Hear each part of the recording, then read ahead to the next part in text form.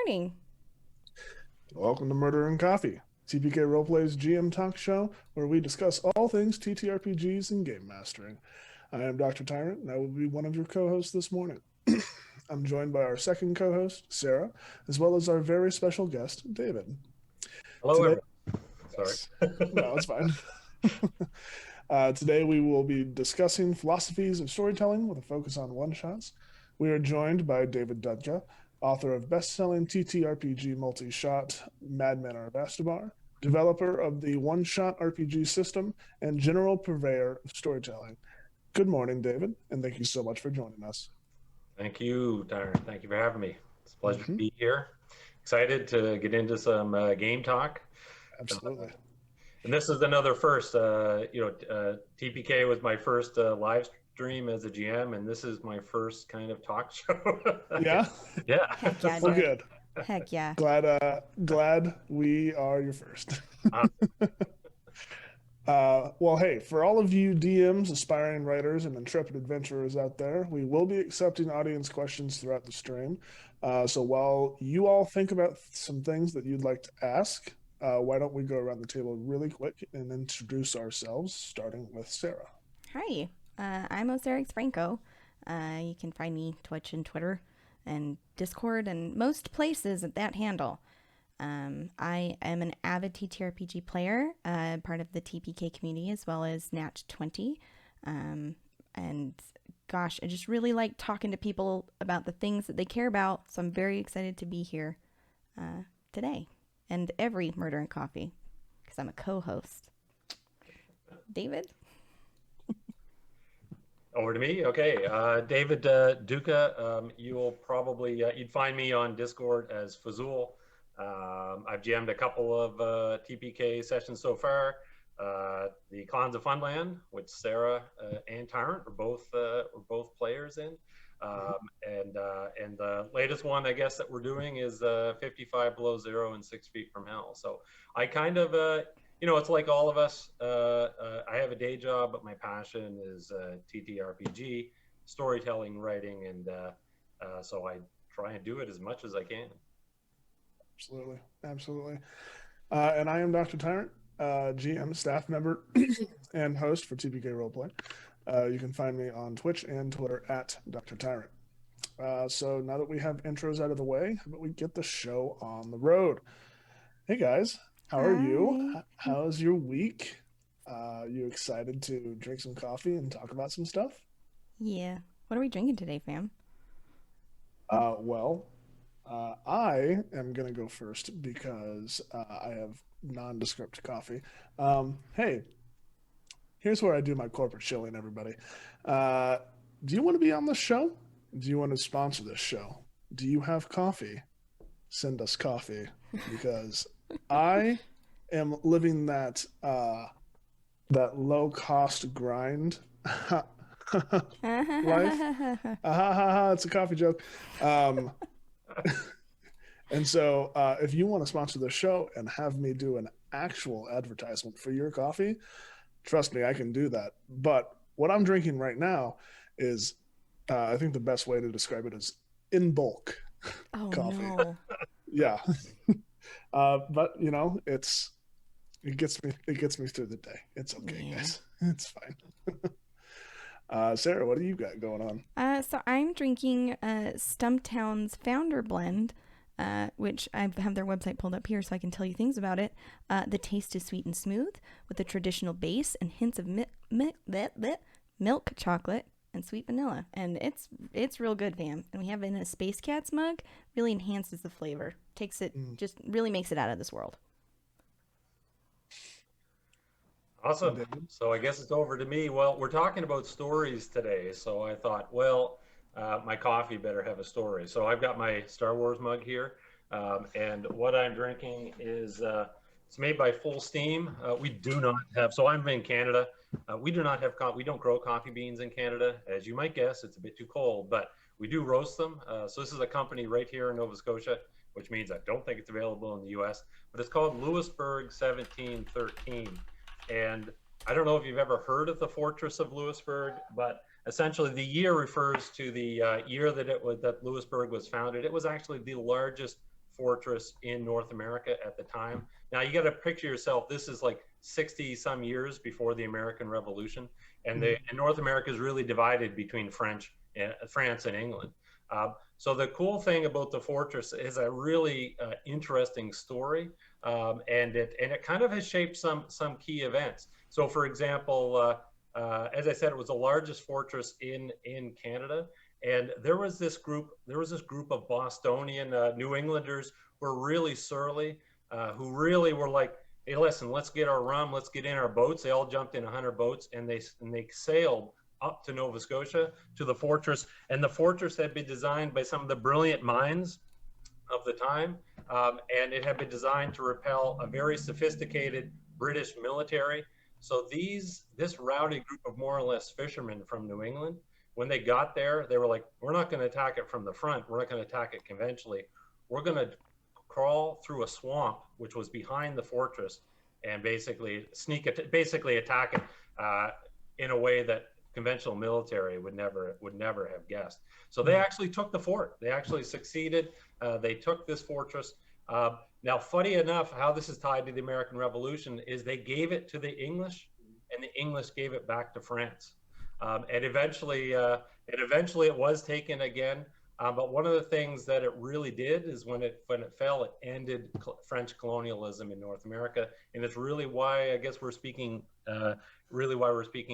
English today versus French here in Canada. So it's kind of a cool story, and that's amazing. So anyway, you can look it up on the website, and I tell you, you should really visit it because it's amazing, and it was completely so. The British did to it what the Romans did to Carthage. They literally reduced it to nothing, and the Canadian government rebuilt it. So it's a really cool spot.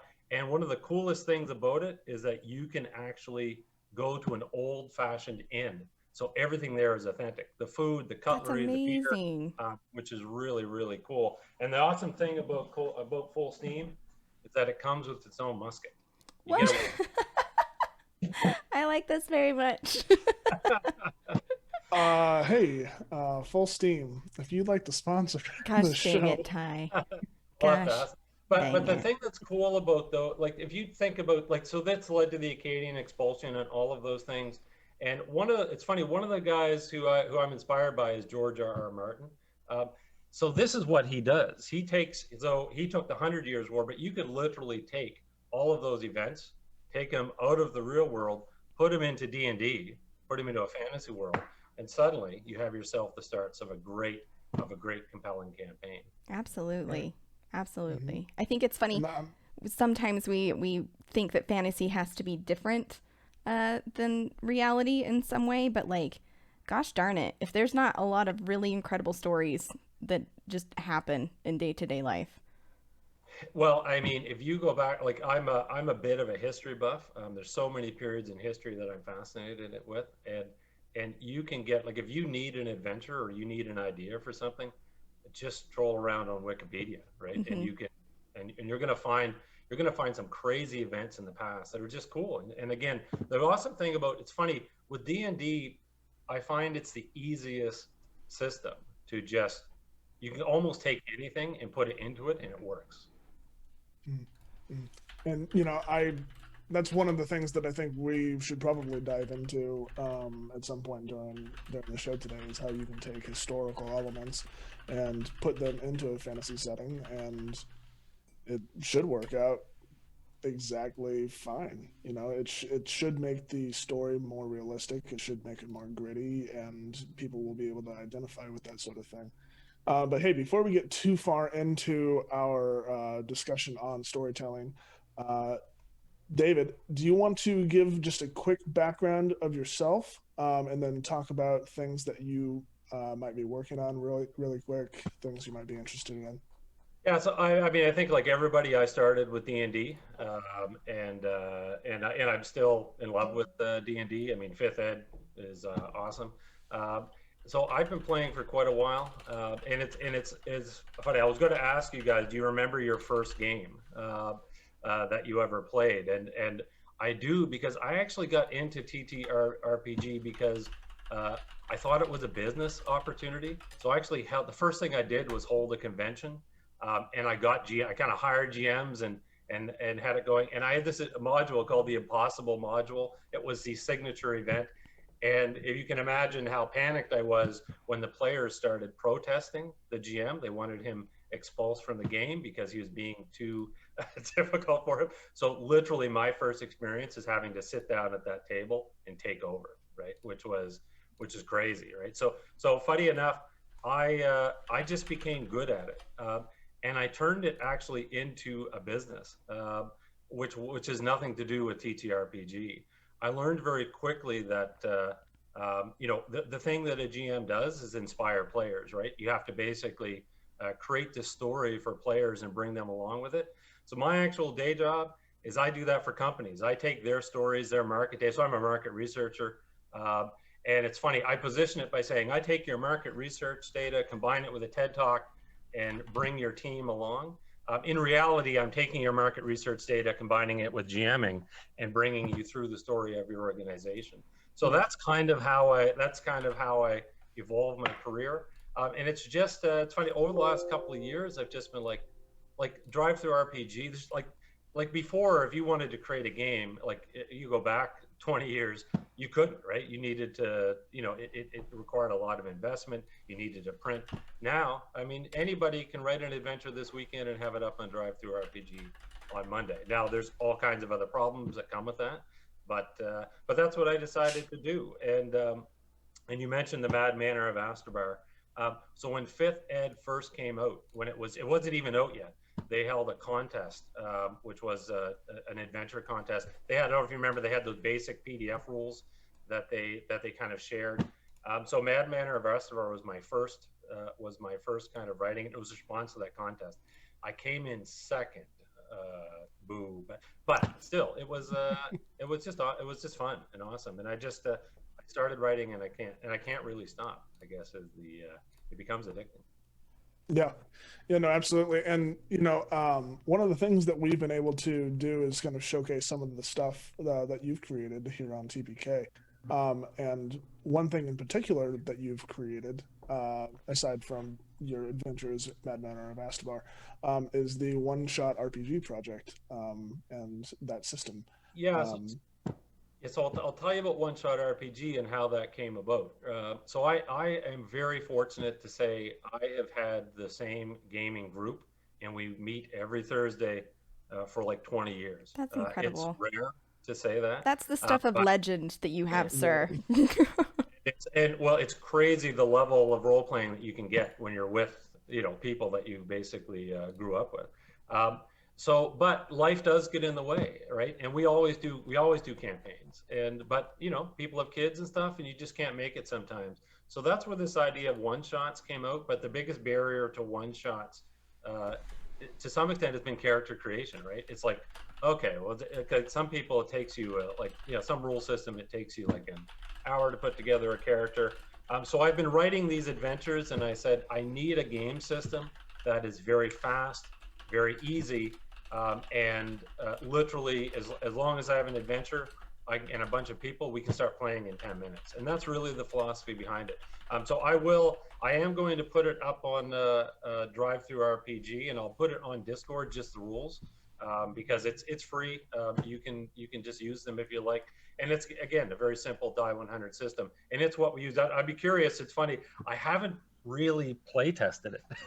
You guys are kind of my first guinea pigs. I'd be curious to know what you thought of it, whether it was relatively easy to make characters or to do the playthrough, but that's the basic philosophy. No, I think, and Sarah, you can weigh in on this as well. You played in one of these systems, but I thought it's a very intuitive system. It's one die roll versus having to keep track of all of these different types of die. Character creation and obviously with guidance of the GM is important for the adventure here and there. But character creation in general is very simple, very easy, and I think it kind of covers everything in totality. I would be interested to see how it would translate to different genres, because I know that we've only Yeah, been in yeah, horror themed genres, but I know you have created, oh man, like historical fiction and war settings and stuff like that. And so I wonder how it would translate to that, or even to something a little slower paced for people that might want to use the system for um, anything. But I think in my experience in the multiple games that I've played in this system, I think it works very well. I think it's very well written, um, and uh, obviously it helps when the GM is the author of the system. yeah. I Because guess that does help, but I mean, and again, that's just a philosophy, right? But it's funny, Tara, you mentioned a really interesting point, which is, curious as to how the system would work in different genres. I'm a I do love game mechanics, and they can range from something like one shot RPG all the way up to what can I think about the most complicated system? Oh yeah, it's the one I'm trying to use now, the Altered Carbon Oh RPG. my Um, gosh. I cannot Ugh, figure out how to make a character, right? And that's I'm the like, worst. and I'm like, so it's a good, I'm determined to learn it, but but uh, but the system can really. It's funny. I've had really great stories, and I have a very specific mood or theme that I want to create, and I've been undone by by the mechanics sometimes. Yep. And I'll give you an example. The Star Wars session that we ran, right? Um, that system, the D6 system, it's quite popular, and I love it. But it's great at low level, and as your characters get better, it becomes so clunky to the point where it starts to interrupt the momentum of the story. And it's like if you're a Jedi, it's like, hey, roll your 20 die six, and like I've run games where someone's sitting there, like, I'm exaggerating a bit, but they're like 10 minutes trying to count the dice. They're like, Yeah. and and Right. and for me, the system need, like, I'm not like, it doesn't really matter what game I'm picking. I could change systems around, because what I always do is I pick a system that, just like everything else, complements what I'm trying to do with the story. So if it's fast paced, that's what I'll do. If it's slow paced, so for example, um, if a system is really crunchy in terms of combat, and it's really kind of, it make characters feel powerful, and then they'll fight. They'll be prone to solve things with violence because they can. Sometimes I'll pick a system like Call of Cthulhu, as example, is a great system Mhm. where, oh, if you decide you're going to roll initiative and fight, you're probably dead, right? Because the system just is unforgiving on that front. So it's interesting that rules are so important in setting the tone and the mood. Absolutely. I feel the difference. As I play different systems, it's like obvious how they can help push or hinder the narrative.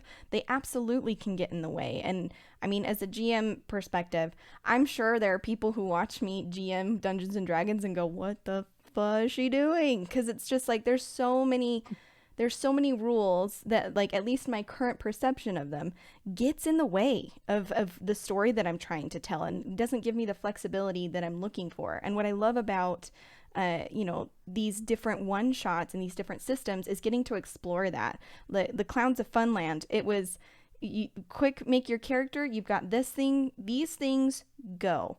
And that was it. It was pure narrative, and I loved Yeah. that because it was freeing. Now the cool thing, and this is as a GM and as a storyteller for one shots, one of the barriers, and the Clowns of Funland to me is perhaps what that game is one of the best examples of this. One of the challenges with one shots is that um, uh, they can feel light, I guess, or like the characters are not. It's almost like pick random characters and play a random adventure, and it's not as deep or as involved as a campaign. But Clowns, I'm curious from both of your point of view, Clowns of Funland. So the idea that I came up with for my one shots is that characters are free to create or players are free to create any character they want, but they do have a background hook, and that's just a simple kind of, you're this person's brother, Yes. and one of the things that at least I felt when I was GMing that was that you guys were I could tell that you were a family. I could tell that you were already a group. I could tell in your case, you were the reporter. I could tell that all of a sudden, before we even rolled dice, there was this connection between everybody. Yes. That sets a better tone than, okay, get some random characters and Yes. and let's do a random adventure. That's something I really appreciate about, like Monster of the Week or, these other systems is because, and something I wish Dungeon World does it as well. They create bonds between the characters. And I think that, and especially when you're dealing with one shots, completely changes the name of the game, because then you don't have to answer the question, why are we here? It's already answered. Right. It gives you that platform to launch off of, and then you're not focusing in on, well, how do I get characters to buy into this narrative? Like, why doesn't my character just head out, go grab a bite to eat, oh, creepy clowns, I'm done. No, it's because they're invested in what's happening and in each other. And I think it enables players to role play better. I think it gives them something to work with, rather than just like, I'm going to come to this table and I'm going to try and be this person who for some reason cares about what's happening. It gives them the hook, right? Absolutely. And it also helps. I mean, one of the things I find as a GM and as a storyteller that can be as disruptive as rules is if you have a player come to the table with a character that doesn't fit. Yes. It's you're doing like, okay, we're doing a police detective show, and you go, yeah, I'm secretly an assassin. You're like, oh, well, that's not. It's in my backstory, David. And this is why I, as a player, I tend to reserve more serious characters for campaigns, and I try to come up with more jaunty, lighthearted, a lot of times themed characters for one-shots, because one of the biggest problems I have in terms of having my characters relate to the other people in the game is that problem of, why would my character be here? Why would my character stay here? And so when you have a one-shot that uses those bonds, or a campaign that uses those bonds, like Monster of the Week does, or uses predetermined story elements, like one-shot RPG, like we did with Clowns of Funland, where we have the archetypes and we have people are related and whatnot. It does make it a lot easier on the player to create more serious characters, or at least easier for me to create more serious characters. And I'll tell you, and the big thing from a GM point of view is, like, immersion, in my view, is important. So it enables me to create greater immersion for you as a player, because the reality is, you as a player have more fun if what's happening is directly relevant to your character, not just you entered room, what's the room number, and oh, there's 4 kobolds.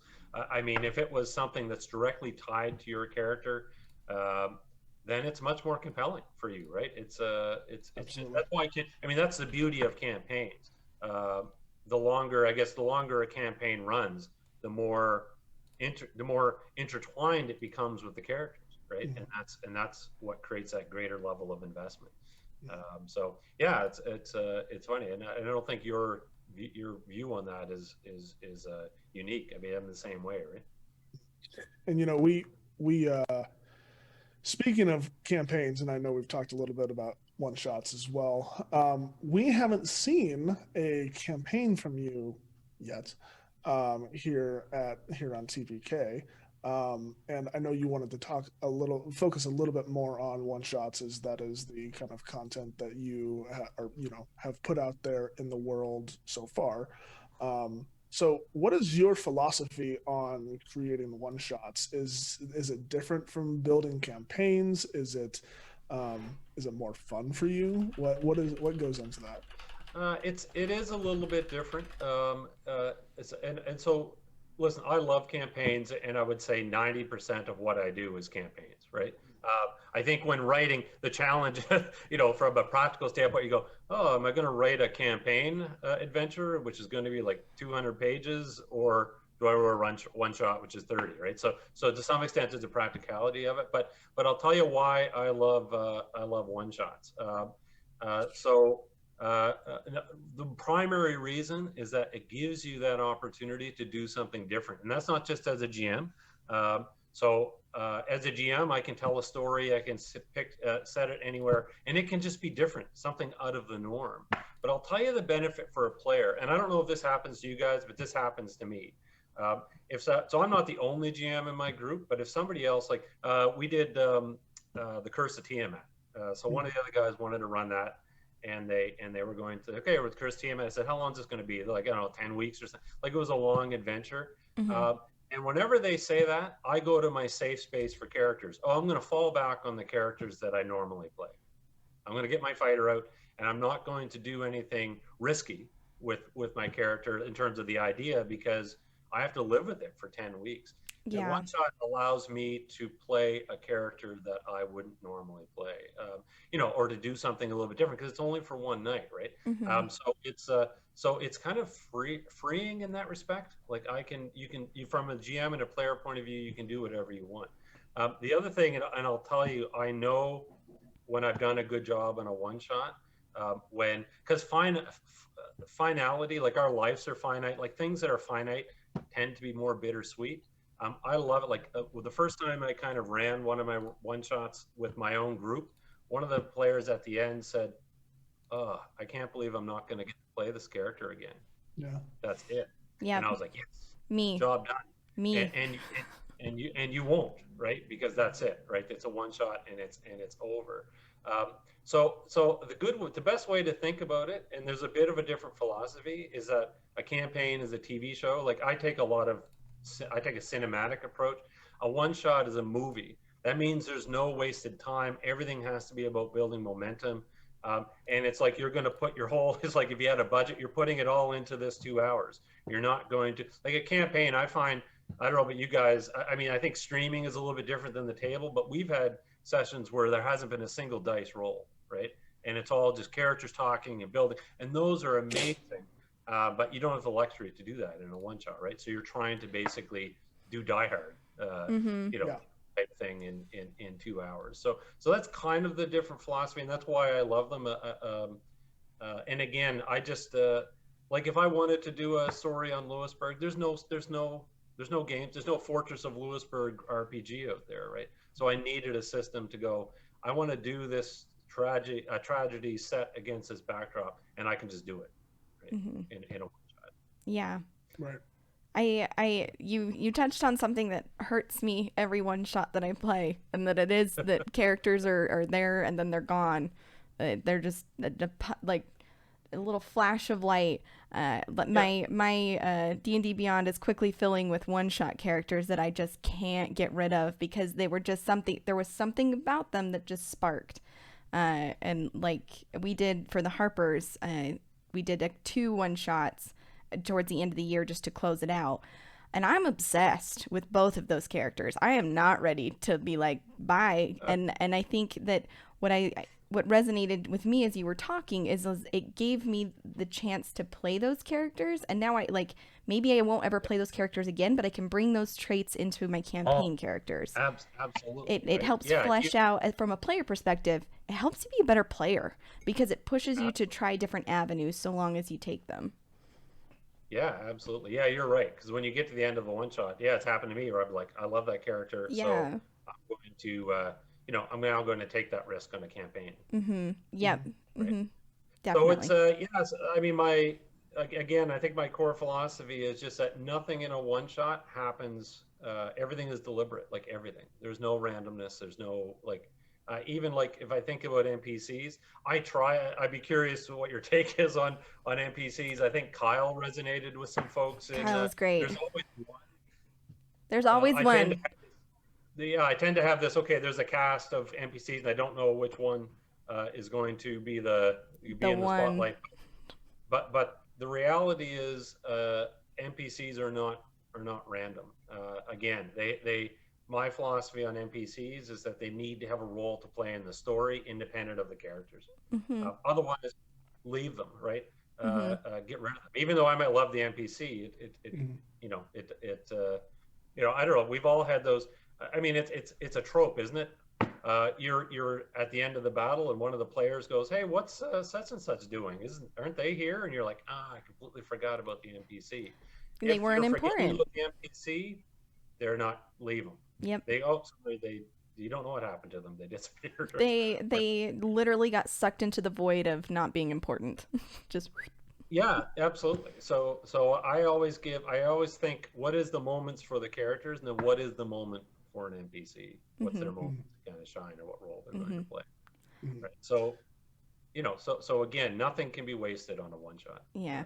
Well, and I think as thinking back to Clowns of Funland, one of the things I appreciated about your NPCs, and something that I've tried to kind of take for my own campaign, is I think you did an incredible job of using the NPCs to push the narrative. If there was ever hesitation or slowness, it was very quick, like Kyle's doing something, or the sisters over here. There was always something driving. And one thing, like, NPCs are really a GM's greatest tool, because you're able to self-insert and be like, we do not need to spend time here. Like just like keep it moving.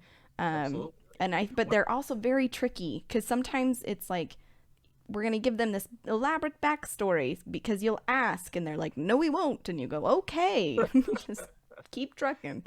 Yeah. And it's funny. NPCs fall under this. I have all these philosophies that I've written down over the years from various people. And this one comes from Stephen King. He has a philosophy called "Don't be afraid to kill your darlings." Right. So essentially, if something doesn't work, if something isn't working, ditch it. Drop it. Don't be afraid to just, either it could be literally as in kills a character that you like, or it could be a scene. Like, I remember this.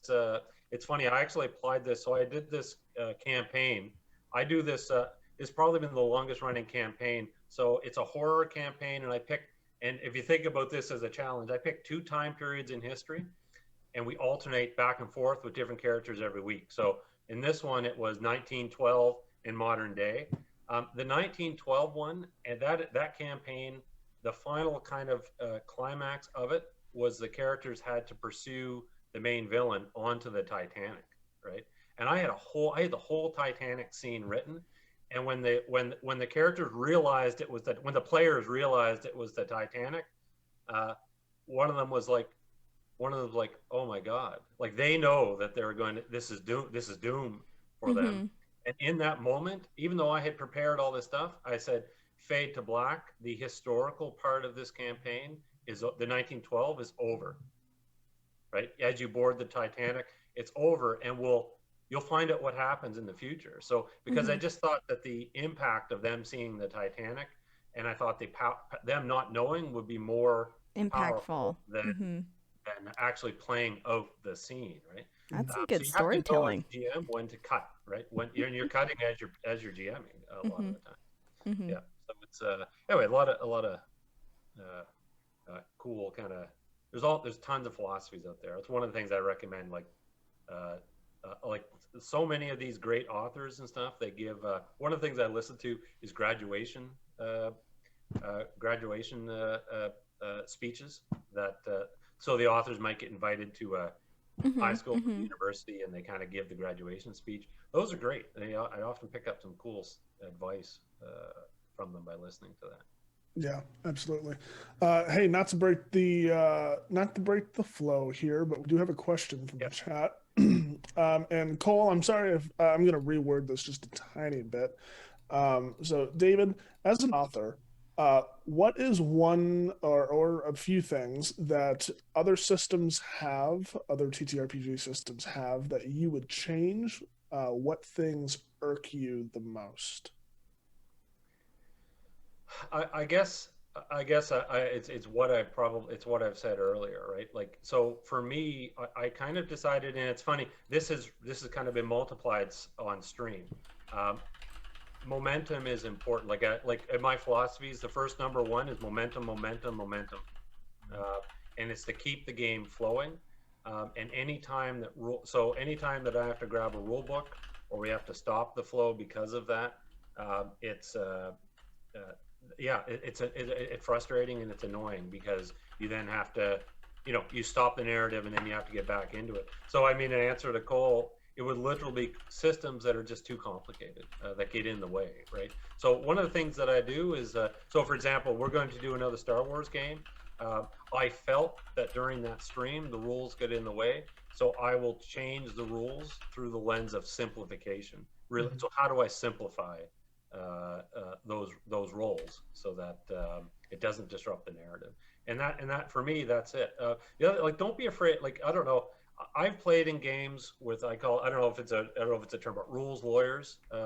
Like, I've played in games where a player is literally telling the GM that they can't do that because it's not in the rule book. Yes. For me, it's the rules are made to be broken, and they're just like, even in the player's favor. Like, I've often had a player, they might come to me with a character idea and they say, yeah, D&D, I want to take this feat, but I want it to do this. Like, yeah, why wouldn't I say yes?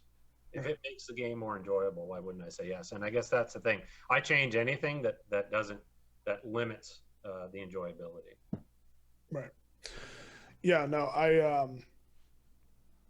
I really appreciate that. And, we talked, because I know after the Star Wars one shot, you were talking about how, rolling all of these different dice and having to count everything and just kind of breaks up the flow. And I know we talked a little bit about changes to that system where you could maybe upgrade the dice to a higher number and therefore have to roll fewer dice to achieve a higher number and stuff like that. But I'm interested to see what changes you make. But I think we should talk a little bit about the inspirations behind some of your stories. And I'm specifically interested to hear what inspired you to write Clowns of Funland, because that was the first thing that you ran for TPK. What was it? A movie? Was it a historical event? Inspiration can come from anywhere. And it does. In my case, Clowns of Funland is probably the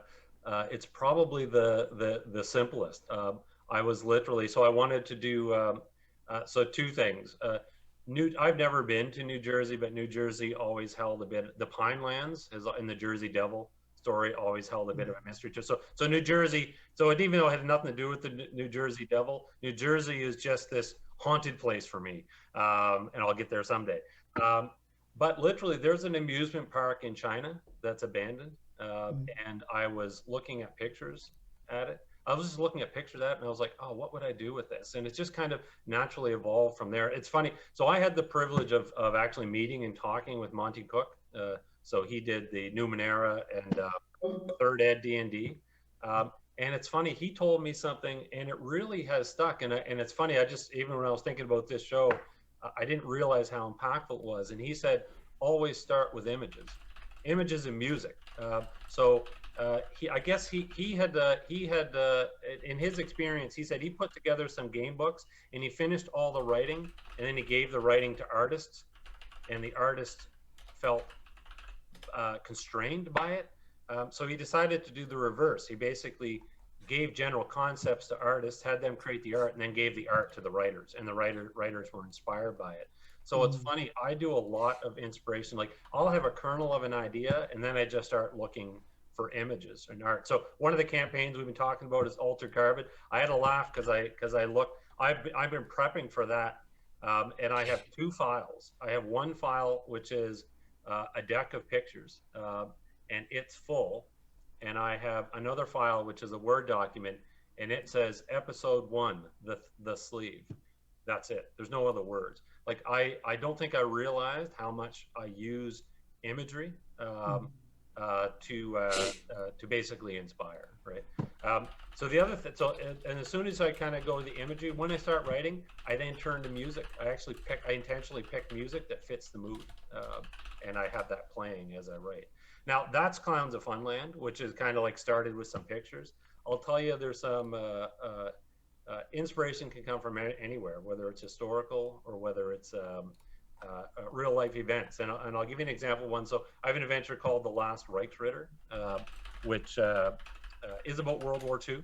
It's essentially the characters start on D-Day, and the reason why I wanted to do a D-Day thing. So I was there, and the reason why I was there is because my grandfather was on D-Day, and he had this harrowing kind of experience.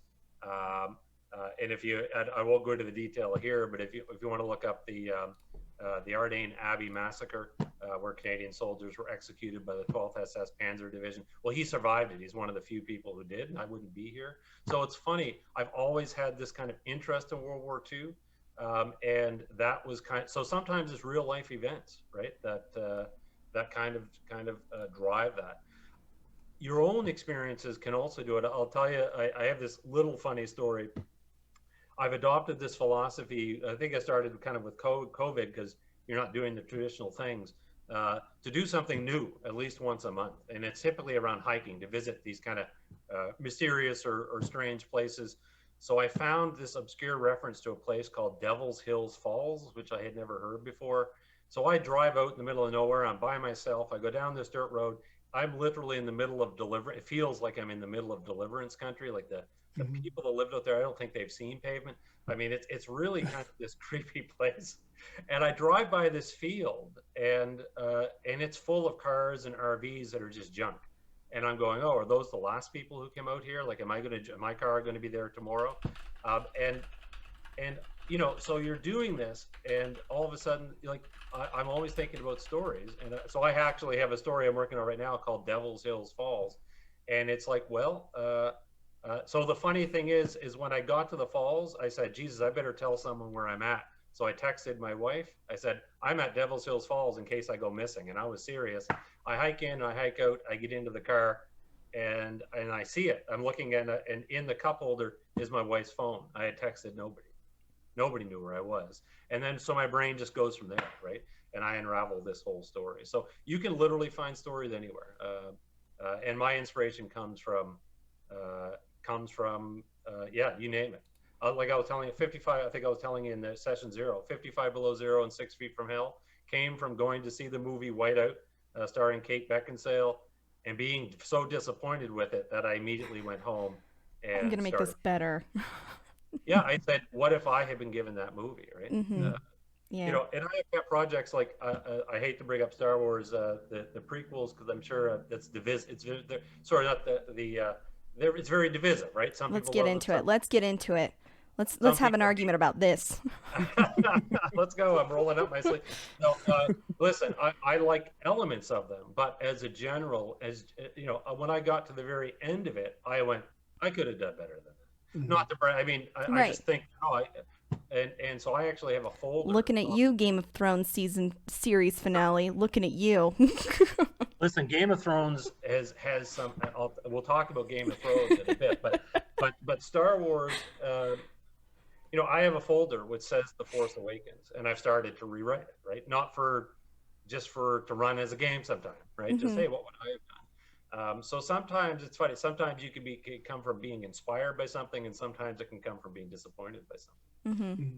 Yeah. I mean, I can definitely relate to the being inspired by something. I'm jamming out to Phil Collins in my kitchen, and I go, wait a minute, there's some intrigue here, and he riffed all of those lyrics. The spark of inspiration for the campaign that I run on TPK is just Phil Collins sitting at his drum set being like, I don't know, Billy's doing stuff. That's amazing. And I've done that. So I've actually taken a song and actually just looked at the lyrics and came up with an adventure from it. Right? I ran this campaign once. So a buddy of mine is in a band. He released a CD, and he's very quirky in terms of his names.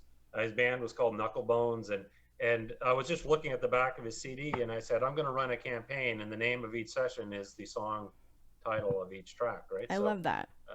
So it can literally come from anywhere. I think that the advice would be always be looking for stories, right? Mm-hmm. And even in your own life, I have a little bit of a philosophy when I go out on my little adventures. Try to live life as if a camera is following you, right? Mm-hmm. I mean, and you're constantly thinking about what story is, where can I find a story? What can I do? And they're literally everywhere, even in a thing of coffee, right? Yep. So it's, it's funny, I do keep a book that I do kind of carry around with me. where I do write down little ideas that I'll come back to. But it's funny, stories I find percolate. This is another lesson I took from Stephen King. He actually doesn't write anything down. His philosophy is the moment that you put it to print, it's done. Like you have a hard time backtracking. So I do a little bit of both. But yeah, sometimes I think about it for days. I'm just like, one idea is noodling, and then it just kind of evolves, and it's amazing where it can evolve to. Mm-hmm. I don't remember. I'm trying to think.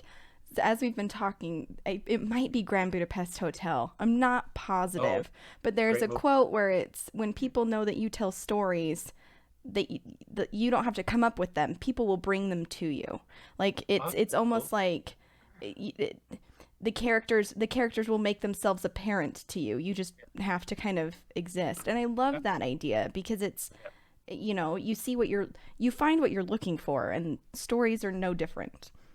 And you can be surprised. So I'll tell you, proper nerdy mentioned that he wants to do some more City of Mist, and I'd never really heard of City of Mist, so I started to look into it, and I was like, okay, well, what kind of stories would I come up with that? And it's funny, I was like, okay, well, it's based kind of on fairy tales and stuff. So I ended up reading I had forgotten Rumpelstiltskin's story existed, but I was like, all right, Rumpelstiltskin, what would you do with that in a mod? Okay, let's take that idea and re-image it, create a new story. I know my villain is Rumpelstiltskin, but how do I take this children's kind of tale and turn it into something adult, modern, and interesting, right? So that's probably coming.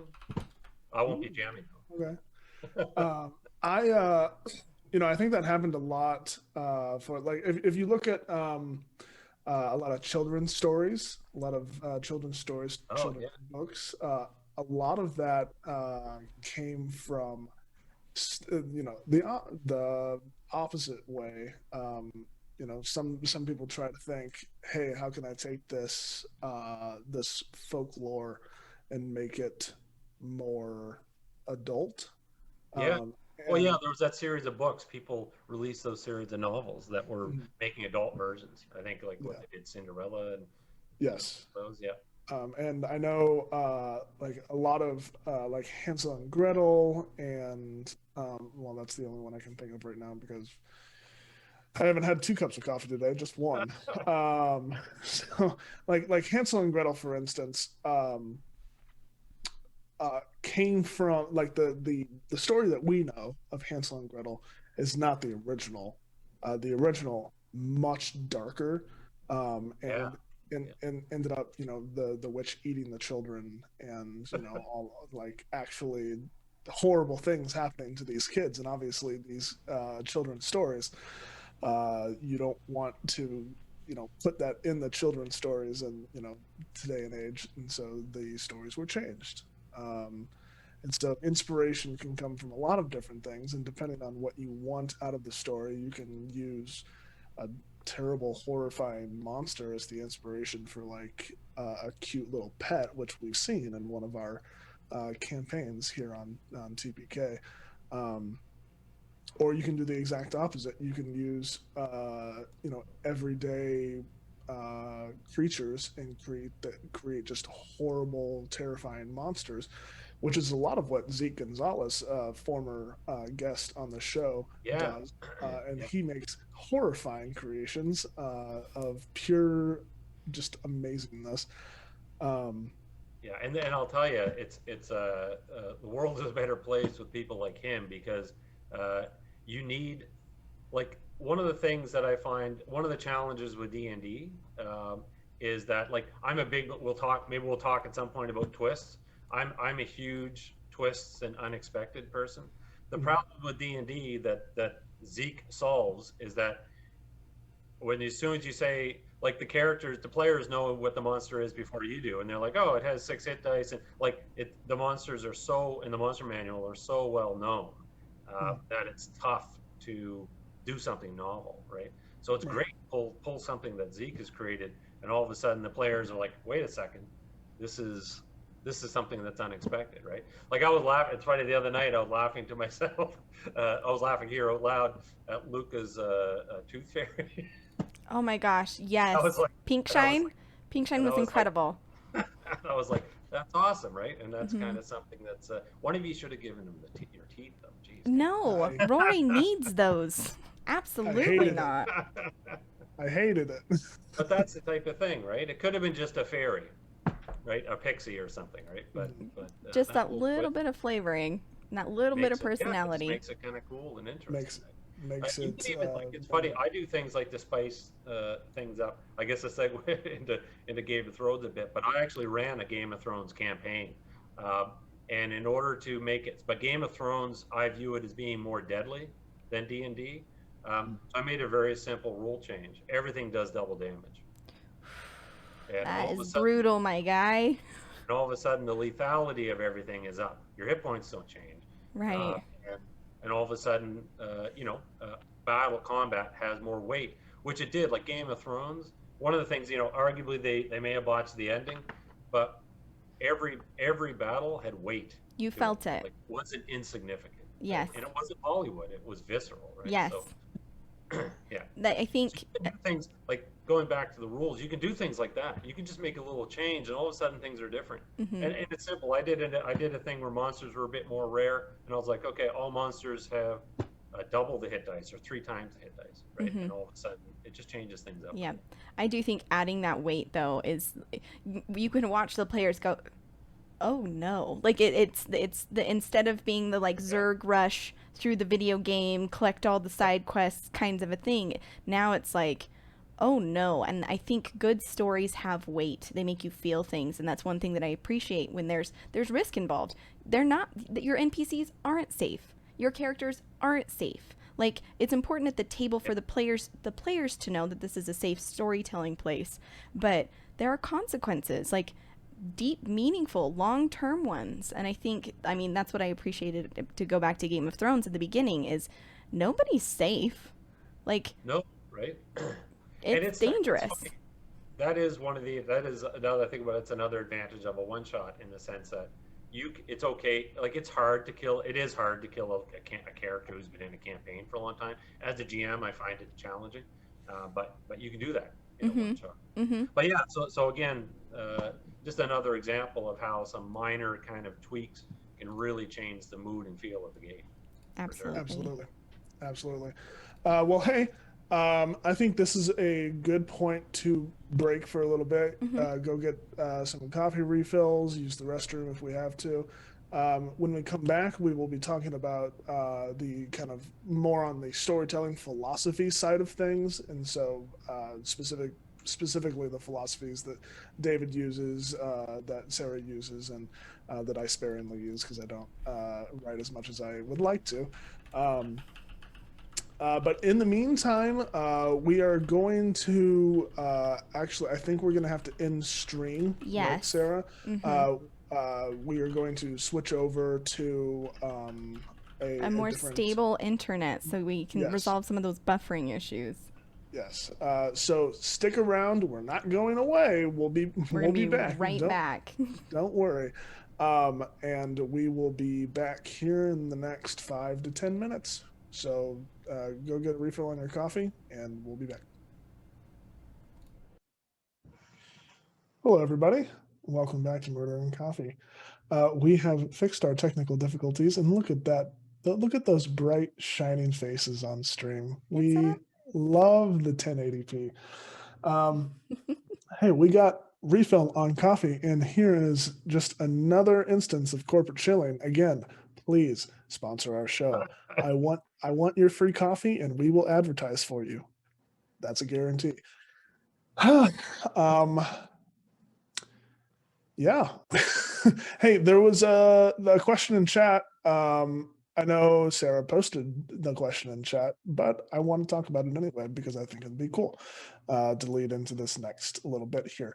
So, David, do you have any NPCs that have become the focal point of a party for no apparent reason? For no apparent reason. Yeah, interesting question. So, like I said, a lot of the stuff I tend to do is deliberate, but you will have.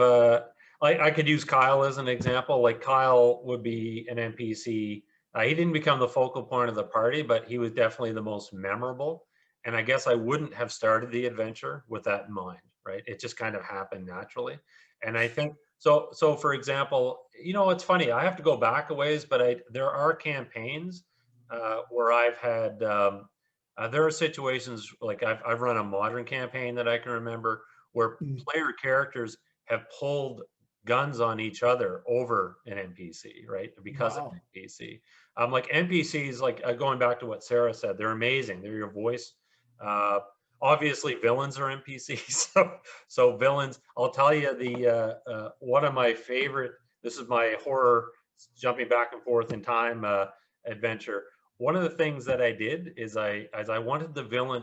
So the constant across all time periods was the villain. And I wanted to really make him amazing. Uh, but it's funny. I know that NPCs, it's tough to do that. I actually convinced one of the players to play the villain as their character for the first 3 weeks of the campaign. When they got to the final act, the character betrayed everyone That's amazing. at the climax of the adventure, and their real character was an NPC. So I was NPCing their character, and they were playing my NPC. And the looks on people's faces when that happened was. And that NPC was epic for the rest of that was at the beginning of the campaign. For the rest of the campaign, that villain, like they were like seething. They couldn't believe the amount of betrayal Right. that had happened. Right. Oh yeah, no, I would be livid. I would never be okay again. I'd be so upset, but like so happy. It would just be the conflicting feelings of, oh. But I mean, the question is a good one.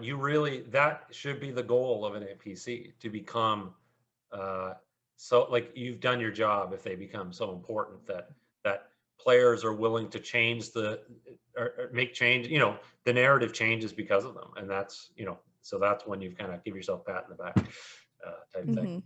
Yeah. Yep. What was another one that it's funny. I do sometimes deliberately. I had this adventure once. It was actually set in. It was one of those game sessions where the players were more powerful than they should have been, in the sense in their minds they thought they were more powerful, and the guy who was GMing it was a bit of a pushover, and the players literally were treating all the NPCs like garbage, like powerful, like pushing them around. We're the tough guys.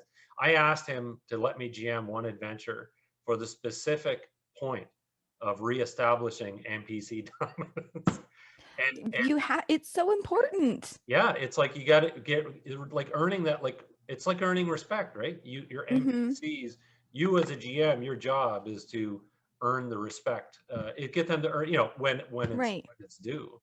Right. So I don't know. They're just, I mean, they are an integral part of the story, right? It's weird. I'll tell you, we're talking about writing.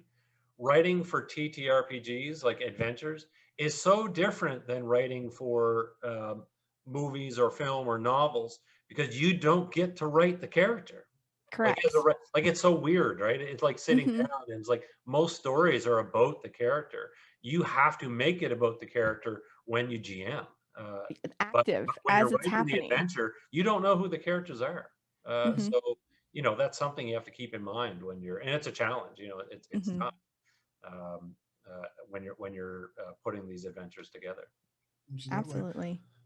Sarah, Thanks. I know that you said Azuth was probably one of your NPCs that was just like, I don't know why, but here's that. But like, on one hand, I do know why. I made a talking painting of a god. Like, should have seen that coming. Just so I can go look it up. Which campaign is that? So it's the Bard's Refrain. Bard's Refrain. Check it out. I GM once a month. It's a music-based campaign. Each session is based on the plot line of a song. So amazing. That's cool. Yeah. So last session, no spoilers, it was Home by the Sea by Genesis, which was phenomenal and something that I very much enjoyed. Ty hasn't watched. He just got spoiled. Spoilers. But yeah, so I had my players in a temple, and the puzzle was I needed an NPC present to kind of help guide them through the temple a little bit. I fully intended on him to be just a quick exchange. You guys need this, I can provide it, done. But Noir did this most incredible thing. He went back and asked the painting like plot questions, and I had not seen that coming. I thought for sure I would make this throwaway thing. It would be very fun, haha, whatever. And he went back and said, "Hey, we've had this problem. Can you help us?" And in that moment, I was like, maybe, and it was that yes and energy that like now they're literally carrying around a talking painting of the god Azuth and just like taking him wherever the heck they go. And they have stones of far speech, and that's pretty fun too, because I can interject just real quick if I need, from a GMing perspective, if I need to like push the narrative in a certain way or whatever. They have this like touchstone now, and it was completely unexpected for me. Like I think if you watch the stream, you see me go like, "Oh God, you're gonna go talk to him again?" Like, That's cool. Didn't even occur to me that that's something they would do. And it's phenomenal though. And like going forward has opened so many narrative doors for me. Like it has increased the depth of my story tenfold by having this like one thing that they did. That was not me. Like that was the players and continues to be the players. And it's so rewarding because then I just get to be this cloyingly sweet, overly talkative wizard, and it's amazing. That's awesome. And you make an amazing point, which is what do GMs get out of GMing? And that is you can write the story and the adventure, but the reality is it gets rewritten when you GM it. And the players are co-writing it, right? Yes. And that's the thing, right? It's like it's fun when you have a twist and you can throw that at a player, but it's even better when they throw one at you and you're like, wow, this is now going in a completely different direction. Right? Yeah. That one thing that I say all the time is that my players are showing me the most interesting parts of my story that I had no idea existed. It's like I'm going down this path and they're like, "But what's over there?" And I go, "Oh shit, there's a whole thing happening over there that I didn't even consider until you expressed interest." One thing Luca does all the time is she talks to the kids. One of her character traits is that she makes friends with kids, and that's how to like, oh crap, there are kids present in this story and they're around, and having to kind of like look at my world and the story I'm telling from that perspective just out of the blue it's a lot. Like it's like, how do you prepare for that? To your point, how the heck do you write, yeah, by the way, you're going to talk to this 7-year-old who stole his little sister's teddy bear because he was scared, and now it's a whole thing. Like, yeah, absolutely. So you can notice I was writing because I just added you to my list of my philosophy list. So you're in there with Stephen King and all these guys. I put so the players will show you the most interesting parts of your story. And that is an amazing quote. It's the truth. They've got the nose, and I think that's why having the right. I've sat at tables where I didn't vibe both as like a player and as a GM, where it just didn't click. And there's a real magic when you as players and as GM, you've entered into the contract of this is the kind of story we're going to tell, and this is where we're going to live. And again, the players, it's them. They're the thing that's making the magic. And it's funny, that ties right back to that episode you guys did with Chrissy about trust. I mean, a lot of that gelling is the fact that the players trust the GM and the GM trusts the players. Like there's a small convention that happens in New Brunswick, which is the neighboring province. It's called MBCon, and I try and support them, right? But they actually live stream some of their stuff, and I probably listened to one of the most awkward games because the lack of trust. The players wouldn't tell the GM what spell they were casting until after the GM rolled the saving throw. Can you imagine that? Like, you have to roll save. DC is 14. Or what are you doing? Yeah, you'll find out. Because they don't believe the GM won't mess it up somehow. Right. And it's like, and that's not fun. Yeah, no, it's you have to have that trust. And like, I think sometimes it can be confusing because it's accounting for creativity. Yep. You know, like GMs are just people. We're just Yep. humans. Absolutely. We're working off the same rules as you. Like, you know, and so sometimes it can be challenging to allow for creativity without breaking the game and the narrative that you have written 30 pages for. Like, yes, of course, kill Absolutely. your darlings, throw it out, but sometimes you're there to tell a story, and it's like this contract of coming together and saying, Absolutely. we're going to tell the Right. story Yeah. together. Yeah. We're So not against each other. yeah, I mean, it reminds me of, and funny, when you're writing, you really need to have that freedom because uh, there's something I've written where I sat down because I love exploring things that haven't been done before. And one of the things, it's funny, it fits perfectly with TPK. I wrote this adventure, which I won't talk about because I might run it. But the first line that I wrote was, "Everyone dies at the end," which, think about the trust involved in the players letting you run that. You know, you have to get to the end of it and not have them kind of throwing those friggin' metal dice at you. They hurt. But even if Boo. I think about Clowns of Funland, right? I don't think I think Proper did like it, but at the end, it was like everybody. At the end, it's like, well, no, Pan and the clowns win. Bria Yeah, was converted, and they all pull right. up knives, and it fades to black, leaving you to believe, like any horror, that oh, everybody dies, right? Oh no, Amelia made it out. She did That's some Terminator it's Sarah that's Connor shit. She got right out of there. She went out the back door. She's full, like, we're taking down Pan. She's living in a bunker somewhere in the West Desert, just waiting. there we got a sequel. So give me There all we Yeah. kinds of go. ideas. There we Yeah. go. Two things. One, Niffer in chat says they would love to see what Fazul would do with a 10 candles game. And so that I don't know what 10 candles is. maybe something to look up. We'll have to put that. But I think one thing that I have to bring up is, you know, we're talking about that connection between the players, and then also connection between the players and the GM. And I think one thing that happens is when you have that intense trust between all of the members of the party and, you know, the cast, as we have it here in streaming, and you have that you actively look for those moments of, hey, we're doing this together, we're working together and building together. You get really incredible moments, and I think Hmm. just an amazing example of that came just this past Thursday with the Roundhouse Whitebridge, Oh my God, yes. where, and you know, we're talking about, and this was going to be my NPC that I brought up.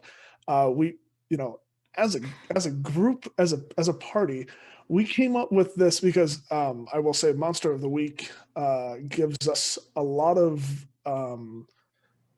agency in creating the world, Hmm. developing the world, and kind of making the story our own. And so we came up with this local legend, Stevie Jones, who was basically Rick Astley. Rick Astley, just reskinned. And it started as a meme. It started as Yeah, a goof 'em up. started as a total joke, and I'm not going to spoil things because You should watch the you should episode for watch sure. the episode. You should watch the series because Whitebridge is amazing. Roundhouse in general is amazing. DMF Saint does an amazing job with all of his content. Anything that we throw at him, he just turns it right back around. But it, you know, it started out as a total meme, just a good goof, and it like made players actively upset at the end of the episode. And because of that character, we will have a completely different party dynamic, campaign dynamic. It's gonna be a lot different from here on out. So, you know, just the kind of when you have that trust between all of the different people that are playing the game, and you put agency, you share agency between the players and the GM. You know, stuff like that can happen. And you know, if the GM kind of yes ands or yes buts the antics of the party and kind of throws things at them based on what they do, really compelling things can happen. Absolutely, right? Yeah. I want I want to turn it into, because David, you run one shots, and we touched on it a little bit earlier. In one shots, it can be difficult to find those role play moments, like Yep. because it is kind of, you're moving, everything's disposable or whatever. Yep. But in Clowns of Funland, like one of the most emotional moments I think I've had playing was with Amelia and Luca, I don't remember your character's name, and it's gonna drive me crazy. But when it was like she's supposed to be gone, and like you didn't think she was gone, and like you giving us that space, I watched you carve out that moment, and it was kind of just like, there it is, and it was it. That was really cool, and it's like, yeah, and that's, you're right, so hard to do in one shots. Yes. And the other one of my favorite parts of that as well was at the Battle of Pan. So I know we never talked about it afterwards, but I know you were planning on sacrificing yourself, and it was coming down. It came like your character came down to a single roll, right? Where if you had failed that roll, you would have been Yep. fine. I mean, it would have, your character would have been complete, but that was like an intense moment, at least for me as a GM. I was like, okay, this is Right. this is like all those things, and that's really, again, for me, that's what I try to accomplish in all of the games. Sometimes you can do it, sometimes you can't, but that's the pinnacle. Yeah, I completely. That's what I'm after as a GM. Give me those juicy, like emotional moments, those interpersonal connections. I want them. I do have to throw one just a mention of one NPC, because if somebody had come to me and said, "Hey, I have an idea. We're going to have a talking fish," I would have went, "What? No, I don't think." I love it. Crazy, but it's like, Hey. but that's an piano example of biting in this house.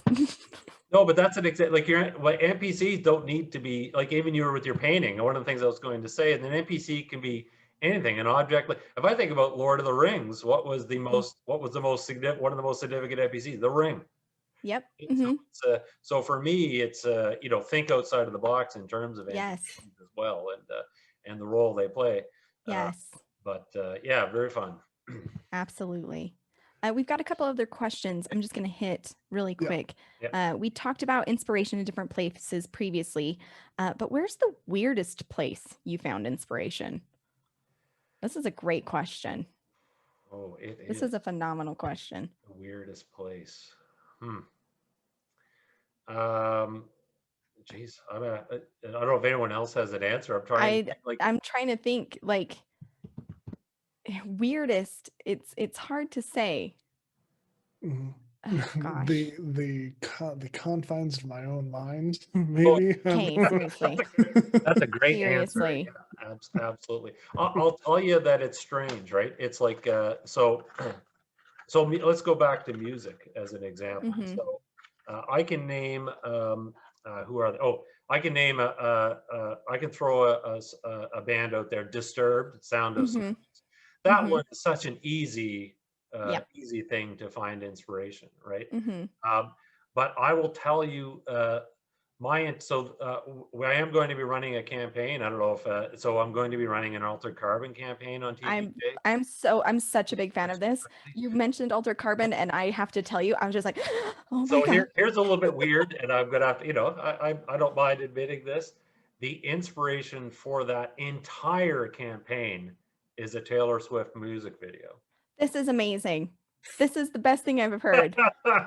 This brings me endless joy. This is incredible. Like, unexpected, right? I just happened to be doing my looking for pictures, doing like dystopian future, cyberpunk, and I came across it, and I was like, oh, it looks like she did a music video under this theme. And I watched it, and I was like, okay, that's it. I have the whole campampign. Oh my God. It literally unfolded in my mind. That's incredible. Yeah, so keep that in mind when we are you playing, Sarah? No. Dude, heck yeah, I am. Are you gonna put me in a sleeve? Hell yeah. Altered Carbon is dope. I want in. So maybe not weird, but that was completely unexpected, and that's what I mean. You just don't know. You don't. You just for me, yeah, you do. So the Bard's Refrain, it was spooky Halloween time, and I was like, what am I gonna do for my session? And I stumbled upon Screamin' Jay Hawkins. Holy crap, you guys. That guy is a man, a myth, and a legend. And I don't know if it's weird, but part of the inspiration. One of his props was a skull that he had on the top of a staff that he named Henry, and he would talk to it in shows, and he like just his backstory, like as a human person, a real life human person that lived on this planet. I was scanning for songs. I didn't know what to do. I read like his background and I was like, that's it. I have to have this person in my campaign. I don't care what I gotta do to make this just as he is person. No tweaks, nothing. Jealousy is Screaming Jay Hawkins, like period. And he's incredible. Like it was just like he joined the military when he was 13 years old. He was a heavyweight boxing champion. He wanted to be an opera singer. Like it was he has like 20 some odd kids or something ridiculous. And like, he's just an incredible person. And it was this, like, I remember sitting and talking like through my thing. And I was like, I don't know. I got to make this work. I don't know. I don't care what I need to do. I just got to make this work. He has to be here. I need this energy, like this person. And like, he didn't really do a whole lot in the campaign, but gosh, I'm so happy. So happy. Absolutely. And that's yes, Cole. His Wikipedia page, everybody, like, legitimately go read about Screaming Jay Hawkins, because I wrote him down. Holy cow. He is just you can see that I'm getting excited because he is incredible. He's a Renaissance man. Truly, in the most bizarre way. I would say, and you know, so a lot of the stuff that I've run as a GM, I have run modules, and you know, a lot of that is because you know, most of my GMing experience has been for my home group, and it was, you know, during school and all that kind of stuff. And so I like the conveniency of having a written module that I could just leaf through on my free time and then, you know, prepare sessions for. That being said, there are there's an NPC that I came up with, and there is a session that I ran for TPK that I think are the weirdest things that I have come up with. The session I ran for TPK is Monster Mash, which is a one-shot based around this group of adventurers, death drifters, murder hobos, as they're colloquially termed, that have just pillaged the countryside and are killing monsters left and right with abandon. And so this group of monsters, played by the players, rises up and takes out the group of adventurers. And, you know, the whole thing came from, you know, we were doing this for Violence Vagrants. Yes, thank you, Shockpoint. That is amazing. Violence Vagrants. That's wow. Just another term for my repertoire. But it came because of the 14 days of Halloween that we did here on TBK. Yeah. I had this idea because I was listening to Monster Mash, the song, and I saw Cole put out a post saying, "Hey, we have 2 more days available. Does anyone want to take one of these slots?" And I was listening to the song at the time, and I was like, "This is amazing. I want to do this." So the completely silly Halloween song turned into a pretty good one shot that I wrote. Yeah. The character that I developed was a hill giant, just a disgusting hill giant that had found a headband of intellect. Oh, okay. And had put it on and became a 19 intelligence hill giant. And I can't. I think their normal intelligence is what, 6? Yeah, it's like barely being able to like function. Oh my god. Yeah, no, that was a great character, and I've taken, so that one was for my home campaign. And I've kind of took that same idea and made Charlie for uh, uh, I what loved happened to Eddie Charlie. Ashwood, GM'd by Turk. Turk. And that was one of the craziest one shots we've had here on TPK. If you want to watch a one shot just completely full of the most ridiculous hijinks possible, go check out what happened to Evie Ashwood. It is truly amazing. Turk, you did DM that session. You're taking credit. Okay. Best crew. Yeah, and I think you. It's funny. Something came to mind, and it's that I don't think I've ever came up with an idea by going into a room and locking the door and being just myself. Right. Mm-hmm. Right. Your inspiration tends to come from without, whether it's Mhm. music or whether it's going for a walk or a hike or like just that. I love Atlas Obscura, the website. Mm-hmm. Even your own city. If you look up your own city, there's just all kinds of like it's just all about obscure little weird things that you can go and see, right? Mm-hmm. And so just going for a walk, like you just really need to, I guess, find that inspiration out there in the world, because I find it tough, at least for myself. I find it tough just sitting down, going, okay, with no external stimulus, what am I going to do? Right. Mm-hmm. And with that's a good point to bring up. I haven't had a lot of time because I love writing. I would love to be an author at some point in the future. I don't feel like I ever have the time to do that. To sit down. So you have to listen to Arnold Schwarzenegger's motivational speech that I think he gave to a graduating class, and it's one of my philosophies, and it's quite simple. He's like, my answer to you don't have time is you have an hour a day. You have one TV show a day to do That's something. fair. So that's what. So he said that, and I put that in my philosophy. I'll write for an hour a day. I can do that. I'll get up an hour earlier, or I'll watch one less episode of whatever, Mm-hmm. and just do it. Now, finding the energy can sometimes be a challenge, but that's what coffee's for. Oh, thank God Right. for coffee. But what I've done to kind of get through that and still write and cope is I've turned to poetry. Oh, wow, that's amazing, Tyler. And I don't know anyone else that frequently writes poetry, and so it's kind of cool to have that that thing that I can just kind of do for myself. And when people want to, when I see in the Discord that people are talking about poetry or descriptive imagery or stuff like that, then I may put something in there. But I was going to ask you, do you write it for yourself or do you actually share it? But it sounds like you've shared some. I typically I write it for myself. I share, but it could be as simple as like what I would do. To your point, is I would just walk through my college campus or sit outside and just think of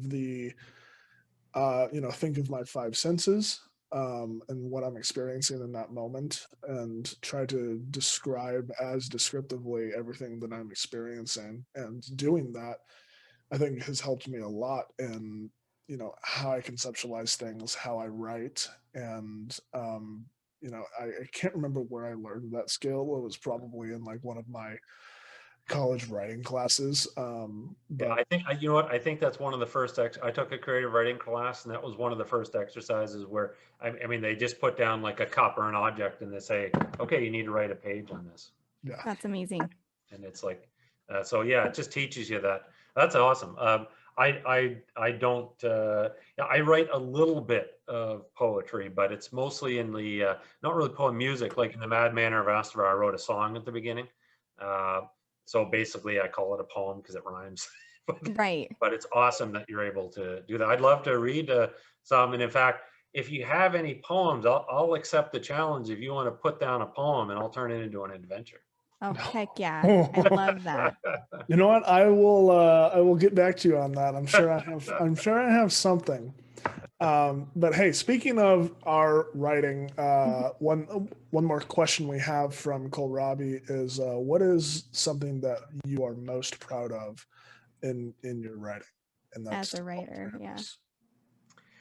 Uh, I guess it would have to be so one is I really personally enjoy the evolution of a story. So where I start and where I end. And that's just a personal thing. So that's not an external pride because that's not visible to anyone. But like like I keep versions. So I've gone back and I've read like the first draft of something and I've been like, wow, this is this has this has come an incredibly long way. So it's just a personal sense of pride. In terms of what am I most proud of, it is probably Mad Manor of Astabar. Um, and uh, and I'll tell you, because I wrote it as a part of the contest, and then I never wrote anything for years. And I didn't really, and I forgot about it. And then when I'm back That's online, crazy. like there's I'll post it onto the Discord, but there's this woman. She wrote so that song I mentioned that I wrote at the beginning. Hmm. She actually created it and That's sang. amazing. And I couldn't believe I don't think I could talk for 10 minutes after I watched that on YouTube, right? Hmm. And it was very humbling. And I was like, wow, I actually, so I always talk about finding inspiration. Like I'm inspired by so many people. It was probably the first time where I was like, wow, I inspired her. Hmm. And now it's funny, it's reciprocal inspiration. So I Yes. inspired her and then she did the song and she inspired me back. And that was such a cool feeling. Yes. And that's rare, right? As a creator, like it's tough. Like I don't want to say, oh, you can just. I mean, you've alluded to it, Tyrant. It is a tough slog, and one of the challenges with a platform like Drive Through RPG is that in the old days you had three competitors. You put something you created on a bookshelf, and you had a good chance of someone picking it up.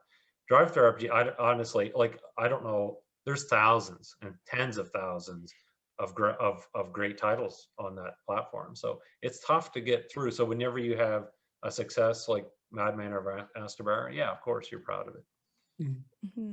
Yeah, and it's Absolutely. great. I recommend listening to it. It's like it's not just she does an amazing job. And I I actually put her in the so I rewrote. I went back. I almost immediately went back and I put her in the link in the forward of That's so the good. adventure, so that everybody else can enjoy it too, right? Yeah, Right. that's awesome. I like creative energy is like the coolest thing because like you said, it spawns more creativity.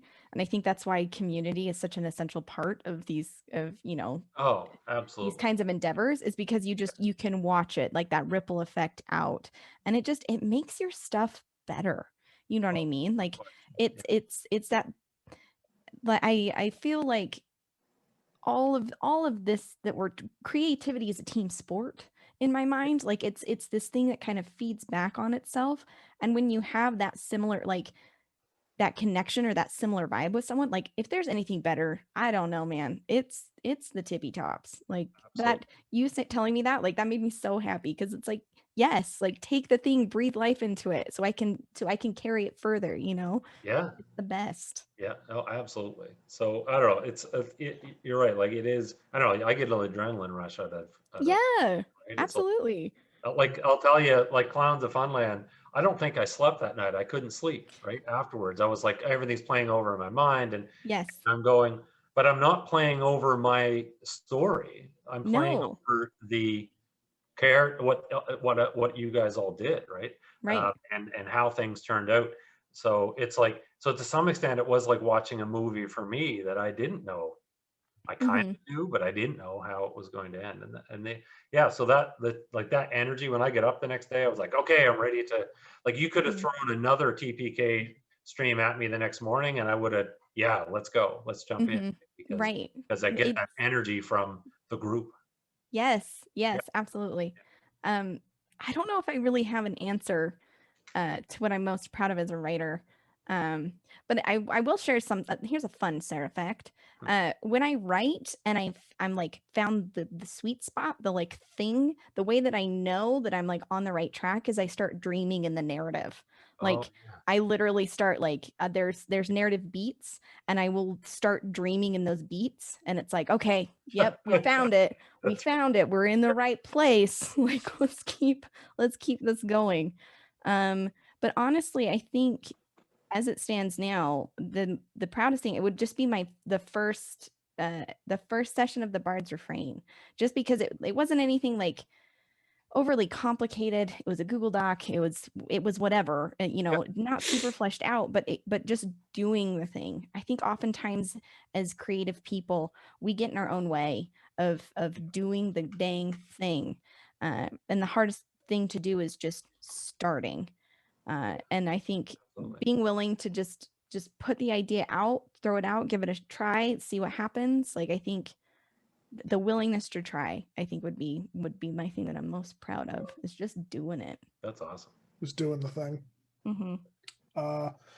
Yeah, I mean, I think the thing that I've really been able to kind of nail down and get a good grip on in writing is descriptive imagery.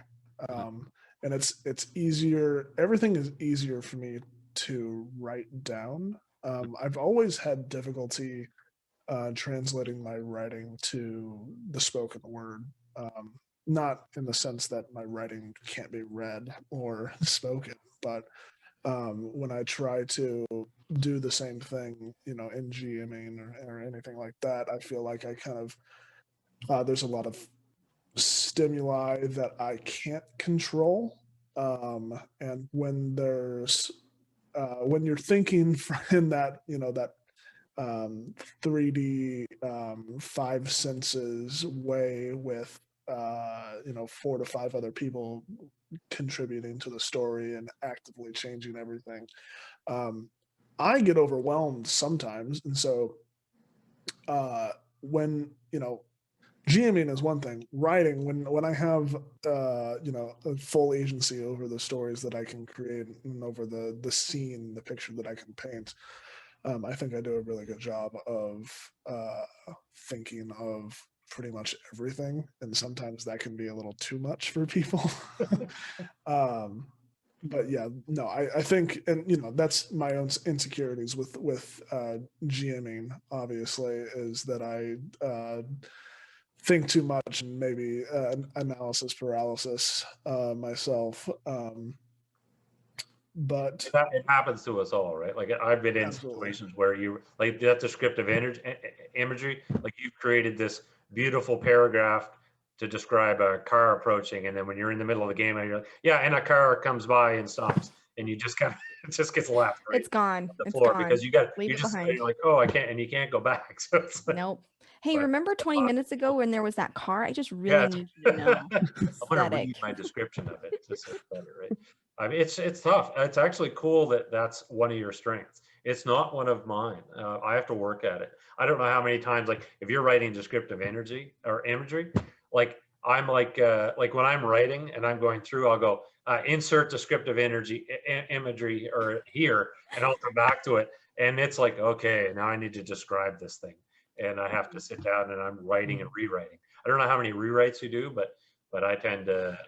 I not a ton. I'm also kind of very much I hadn't heard Stephen King's Philosophy, but I feel like I'm very kind of in that same boat. If I put it down on paper, I feel like that's the work that I have presented. Yeah. I've kind of always been that way, even in school. Like, I didn't revise any of my papers or anything like that. I just wrote and submitted. I highly recommend. There's actually an interesting talk with him and George R. Martin. They're interviewing each other. I highly recommend. Like, just some cool. He has some really cool philosophies, and one of them, which I actually kind of embraced a bit, is he has one where he doesn't plan anything longer than what's then on the next page.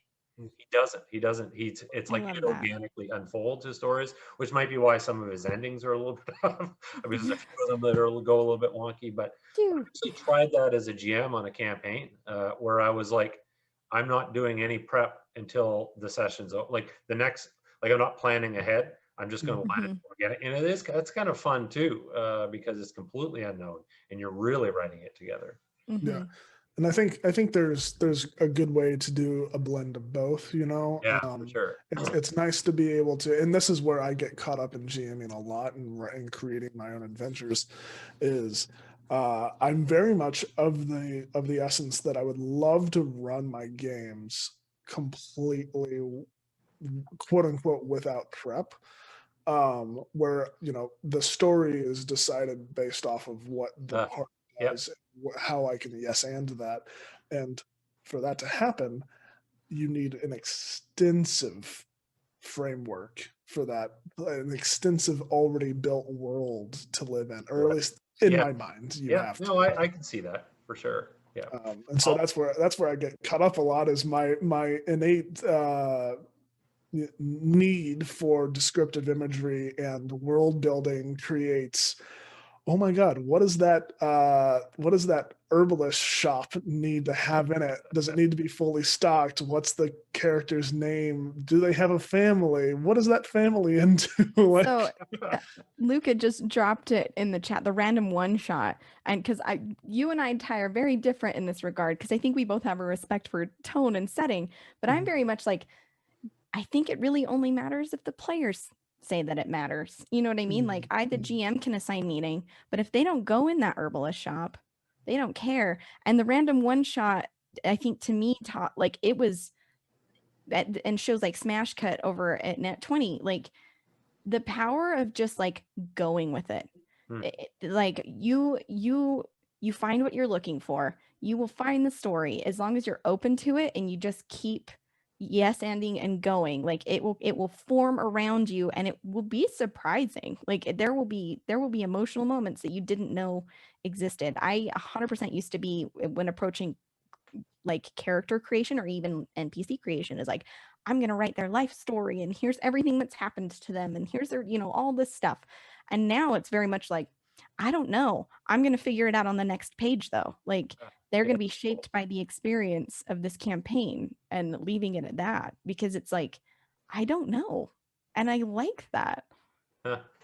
That's cool.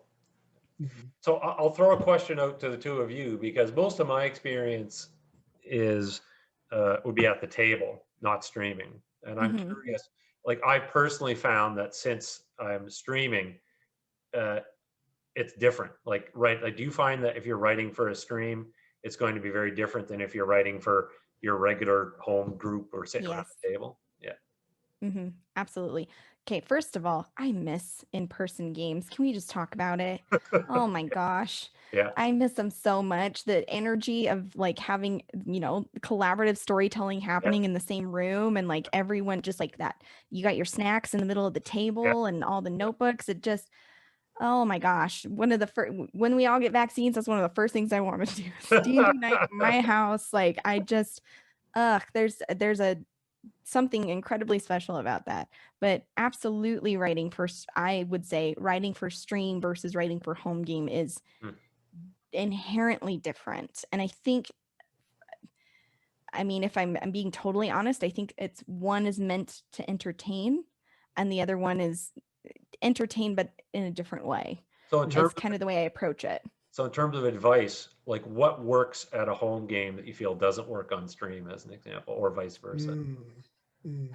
I think in a home game, you're able to stop and say, what would be interesting here? Yeah. In a stream, you just got to keep it moving. Yeah. You just, like, there isn't kind of that, hey, let's spend a lot of time on this particular detail and really flesh it out and see if it's interesting. On a stream, you just have to go. You have to go with it. You have to keep moving forward, because it might not be interesting to stop and be like, have a philosophical debate, for 5 hours about the validity of this NPC's side quest for you. Like, it's just not as fun. What about you, Tyrant?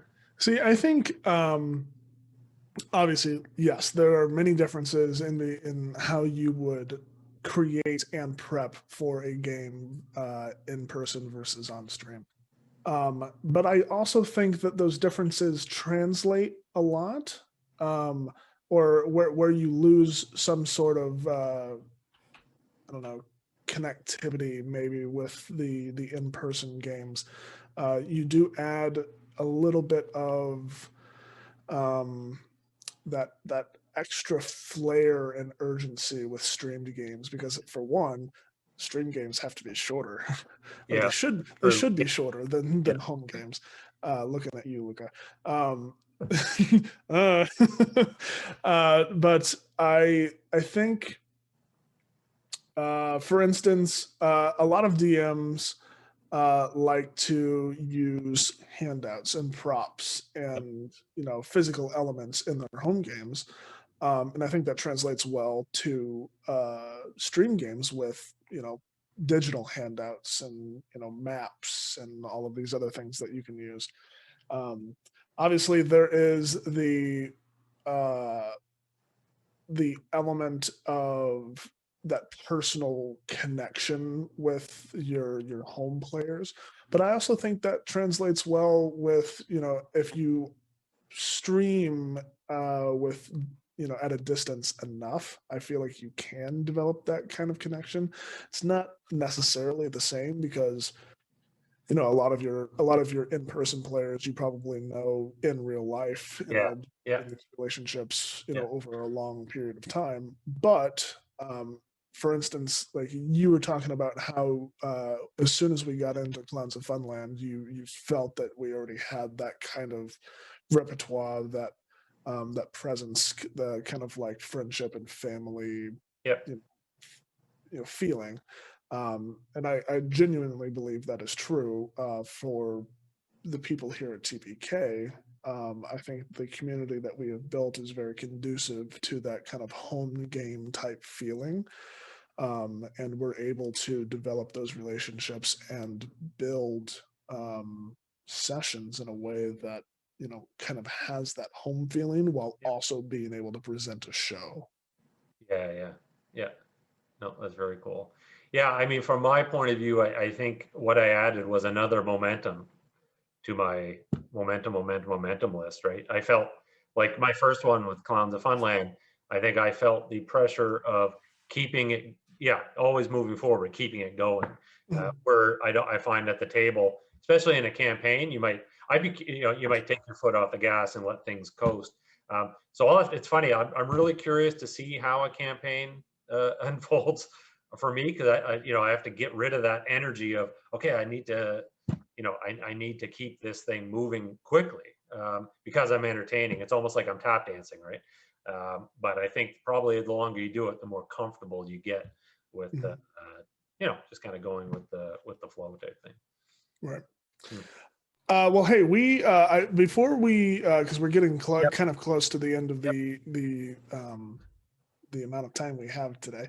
I do want to talk about a couple of things in terms of specific philosophies you have for storytelling. I know we kind of got off on a tangent, a little bit of a tangent Yeah. here with the questions, but I think they were very informational and very helpful.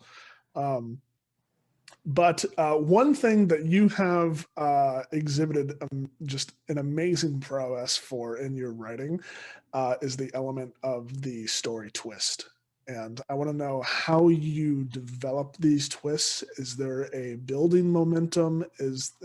What is your you know what? I'm going to stop talking. What is your philosophy behind the twist? So I'll tell you where I got the twist and where so I've always kind of I think twists have always been there, but where I actually wrote it down on my list is I was watching an episode of Castle with Nathan Fillion. Mhm. Him and some other famous writers were sitting around playing poker, and I think Castle was sharing a story idea, and one of them sits forward and he goes, "Wait a minute, there's no twist. What's the twist? There's always got to be a twist." And I went, "There's always got to be a twist," and I wrote that down, and it really became this kind of central philosophy. And if you think about it, uh, it is what's like if you go on reaction, like just jump on YouTube, like if you think about streaming, reaction videos have become a very huge thing, right? Well, a twist, what is it that people are making reaction videos about? It's about the last episode of Mandalorian. I won't tell the twist, but it's about it might be Game of Thrones. Like all of these talkative and buzzworthy things revolve around twists. And I'll tell you, there was one episode of Game of Thrones. So Castle was a while ago, and that kind of got me thinking. But there's one episode of Game of Thrones where I was like, "Wow, this is masterful in terms of how they managed to use twists throughout it." And it was it's the money train one, the loot train. What was that one called? I forget the name of it. Spoils of War. It was the episode, and hopefully I'm not doing spoilers. Hopefully Game of Thrones is long in the past. Hey, listen, if you haven't watched Game of Thrones, just plug your ears for like 30 seconds. It's the episode where, and I'm not going to go through it because you really need to watch it, but it's the episode where the Lannisters are returning to King's Landing with the spoils that they got from basically sacking Highgarden. And it's when the Dothraki finally appear. That episode is full of so many twists. And the beautiful part of it is that the twists are it's like bringing you up and then immediately pulling the rug out from underneath you, bringing you up and pulling the rug out from underneath you. And so for me, it's like as the GM, I don't know if anyone's ever done, I don't know if this happens to anyone else, but it happens to me. If I go see a good movie, I want to go back and see it again with a friend who hasn't seen it so I can watch them. If there's like a good part or a twist part. Yeah. And I'm like, yeah, because you get that. And that's really why we're like reaction videos are popular. And so I kind of thought about that psychology and I went, what do I want to allow? What do I want to give a GM? I want to give a GM moments in the story where they can't wait to get to them. Because I'm in on the joke. It's just like going to the movie with your friend who hasn't seen it. I want to give that moment where the GM is like, okay, it's coming up, and there's just the anticipation on that side of the screen. Because going back to energy, that anticipation gives the GM energy that they're putting into that game. And I just think it's so important. I don't know. I mean, twists are just it's what makes every. Can you think of a good movie or episode of TV that doesn't have them? I don't know. You make a fair and valid point. I mean, fair and valid point. Sixth Sense is a great, going back a bit of time, but that's a great. M. Night Shyamalan. I mean, that he defined his brand on twists, right? And that's the thing that makes him memorable and buzzworthy in my view. So I always ask myself, what's the twist? And I try and bake that in. Sometimes it can be unexpected, but for me, that's what, especially a one shot. A campaign you can do without it. You can do I think if I'm trying to remember correctly, the Curse of Tiamat or that adventure, that reminded me a lot of Mass Effect, whereas I'm doing a bunch of things that are piecing together and building to this huge climatic kind of battle at the end. And that's great. I mean, that's a story technique as well. But for one shots, I've just found that twists are, and maybe that's why I like horror, because often horror, kind of the trope of horror is at the end, there's a gotcha, right? Right. I think there's inherently, and we touched on it a little bit, like the depth and like the risk of a twist, right? They have emotional depth, like whether it's in a horror or like we talked about Lord of the Rings, but like the twist of Gollum taking the ring and that being the thing that, like the emotional impact of that is high because not that it was unexpected, because I feel like you are told the entire time that this creature will try to take this thing, but it's the way that it comes about. You know what I mean? It just, there's an emotional impact there that it wouldn't have existed if not for the twist. And I love that because it does like push you. Stories are supposed to make you feel things. Well, that's it. And I think you just summarized why is it important better than I do. Twists lead to emotional reactions, and really, as a GM and as a writer, that's what you're trying to do, make an emotional connection. And if you don't, like if you think about the boring, we've all sat through boring games, through no fault or whatever, but it's just because it was very, I don't know, like a dungeon. Like I don't know, I don't want to offend. I hate dungeon crawls. I can't. I think even when we did, and our group doesn't really like them. I mean, when we did Curse of Tiamat, there's some, very detailed maps, and I respect the detailed map making and the room encounters. I think there was winged kobolds or something in it. Well, the GM that was running that, knowing our group, reduced that to an event encounter, not okay, who's going to check traps on the door, right? Because he wanted to create a more of an emotional engagement. I think, Sarah, I have to keep writing down your philosophies here. You're being too nice to me. It's going to go straight to my ego. But that's it, right? It's all about making an emotional connection. Right. And twists are are they a cheap magician's trick to do it? I don't know, maybe, but it works. It's effective, right? It's effective. And I think it's all about the intention, right? I think we've all experienced stories where they try to like gut punch you with that like in your face, or I think that there's, and I'm gonna get on my soapbox for a second, I do think that there's kind of like cheap shot, shock and awe kind of Yep. storytelling that doesn't have the same kind of impact.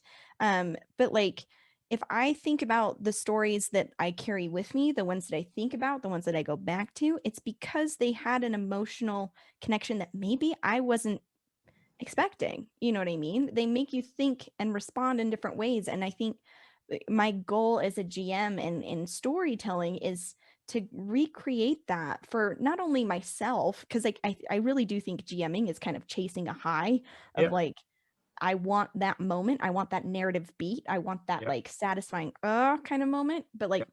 for myself, for the players, and streaming for the audience, right? And twists are a phenomenal way to do that. Like, Luca, when Harper season 1 ended, she had a spiel about stories and why they're so important to human beings, and like that, yeah, man, resonated deeply with me as a person, because that's what we're doing. This is a shared experience, and if we can surprise each other with a shared Yep. experience, like, it's the best. It's like that's the magic. That's the magic of TTRPGs. Yeah, and you know, and there's solid science behind it. Like you get desensitized to things, right? Your mind, the more you get exposed to stuff. So the twist is sometimes needed to give a little bit of a, oh, that's unexpected. That was a boost. Yes. My brain's paying attention again. Right. Paying attention, and like, and now I'm feeling this. It's like That's that right. Yeah. Tom from Parks and Rec. Is it supposed to make me feel things? Yes.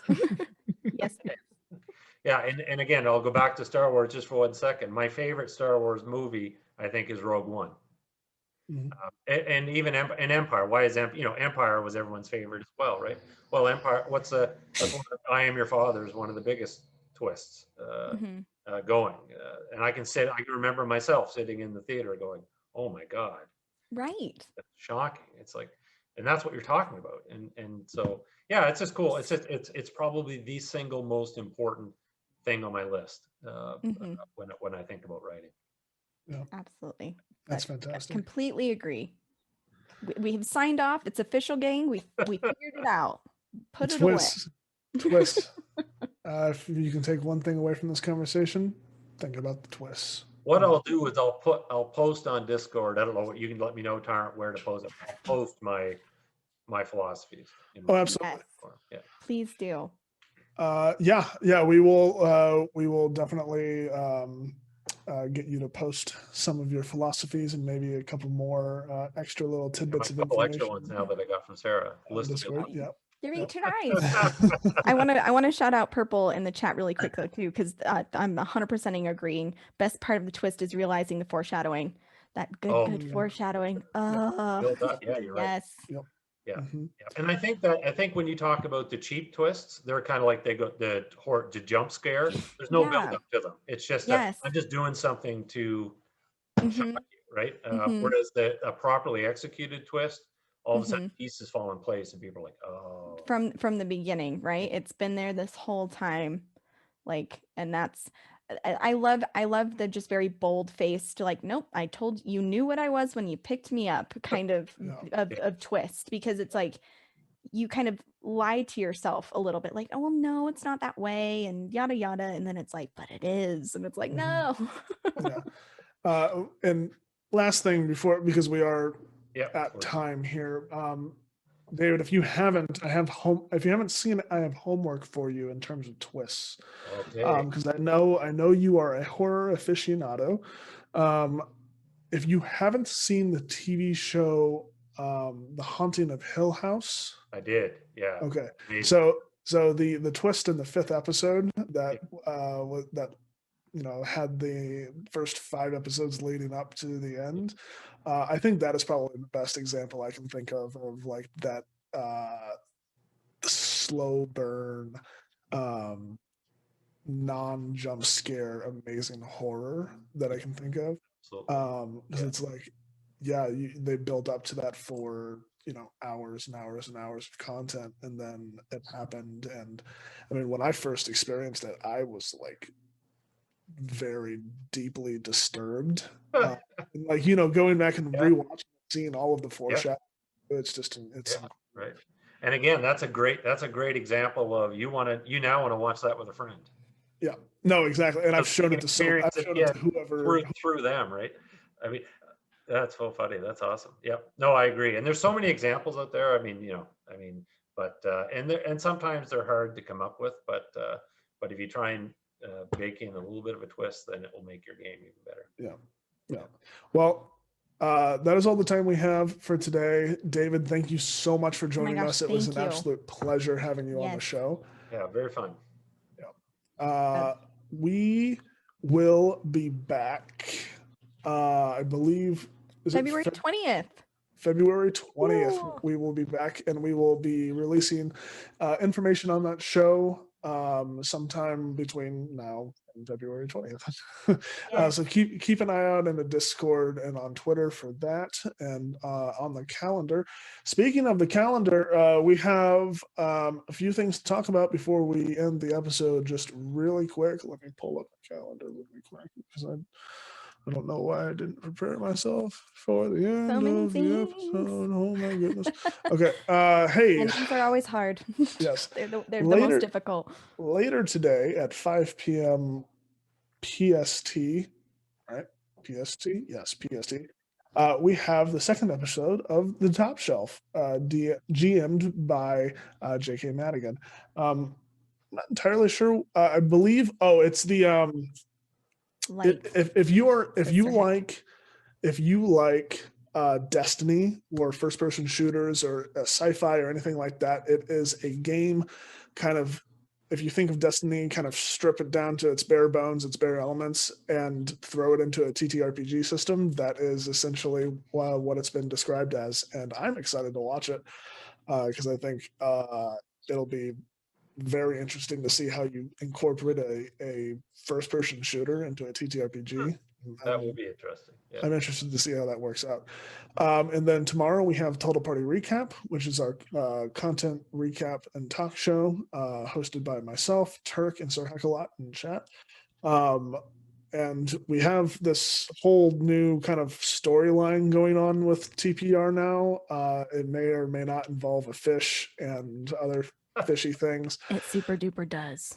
I created the storyline with the help of Last HP Hero, and if you've seen Roundhouse Whitebridge, I was gonna say this sounds very off-brand for you, Ty, creating these bizarro alternate dimension hey listen eldritch horror timelines and just whatever you're involved in doesn't seem. Hey, you know what? It's totally my jam. But I had the idea and HP ran with it.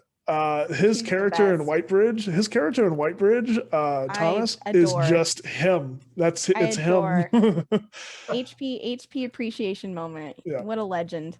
And we do have the return of our modules week next week with Destroyer of the Worlds, Beyond the Undergrowth, which is our Tomb of Annihilation campaign, Darkest Night, Brightest Light, which is our Curse of Strahd campaign, Queen's Gambit, which is Tyranny of Dragons, Cold Hands, Warm Hearts, which is Rime of the Frost Maiden, and then Dark Echoes, which is our new Curse of Strahd campaign, followed by Total Party Recap again. So lots of content. If it hasn't been already, the schedule is posted in the chat. So if you want to check out any of the other stuff, please watch our content. It's all incredible. A lot of it is zany, some of it is serious, and it's all just incredible, amazing content. But yeah, that is the end of our show. David, again, thank you so much for joining us. My pleasure, and thank you. Maybe we'll do it again sometime. Absolutely. Yes, please. Yes, and. Don't yes, you have? And. I think you have something behind the screen or something. Another show. We did.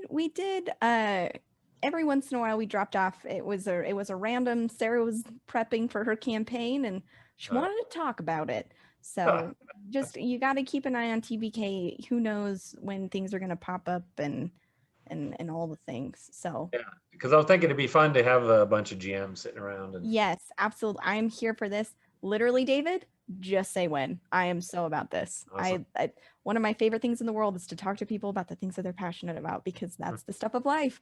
Absolutely. Anyways, I could Yeah. go on and on, but we can't because we're done. All right.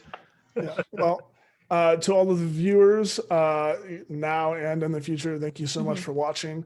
And Sarah, I think we should remind them to Keep your coffee hot and your murder's cold.